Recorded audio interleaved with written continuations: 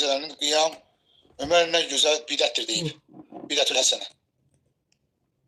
Yəni bidət kəlməsi deyibmi? Yəni bidət kəlməsi dünyəvi mənada ifadə oluna bilər, şəriət mənasında ifadə oluna bilər. Qadağan olunan dinə bir yeniliyin əlavə edilməsidir. Amma məsələn TikTok özü bir bidətdir. Yəni bir yenilikdir. Nə bilim telefon yenilikdir, planşet yenilikdir. Yəni bunlar bu yenilikdən getmir söhbət. Orada söhbət gedir dinə əlavə edilən bidət qadağandır. O ki qaldı Ömər ibn Xattabın sözünə. Ömər radiyallahu anh öz vaxtında xəlifə olanda görür ki, Ramazan ayında müsəlmanlar 3 nəfər burada, 5 nəfər burada, 10 nəfər orada ayrı-ayrı namaz qılırlar məsciddə. Yəni toplaşıblar 3 nəfər burada, 5 nəfər, hərəsi də ayrı-ayrı imamın arxasında.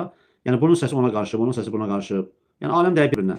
Və toplum da əlbəttə artıq çoxalmışdı, müsəlmanlar çox idilər.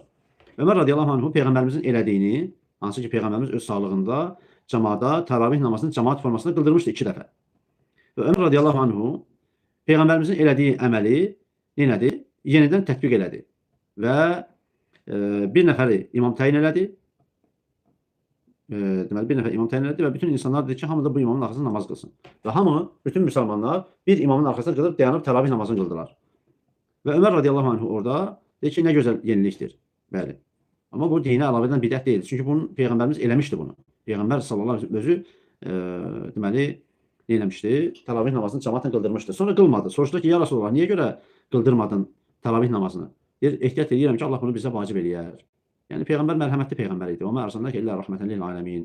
Muhammed Allah da buyurur ki, ey Muhammed, biz sənə alimlərə bir mərhəmət olaraq göndərmişik. O mərhəmət peyğəmbər idi. İstəmirdi ki, ümmətini çox yükləsin əməllərlə. Ona görə də Peyğəmbər sallallahu aleyhi və səlləm 2 dəfə təravih namazını qıldırdı cəmaatla, ondan sonra qıldırmadı.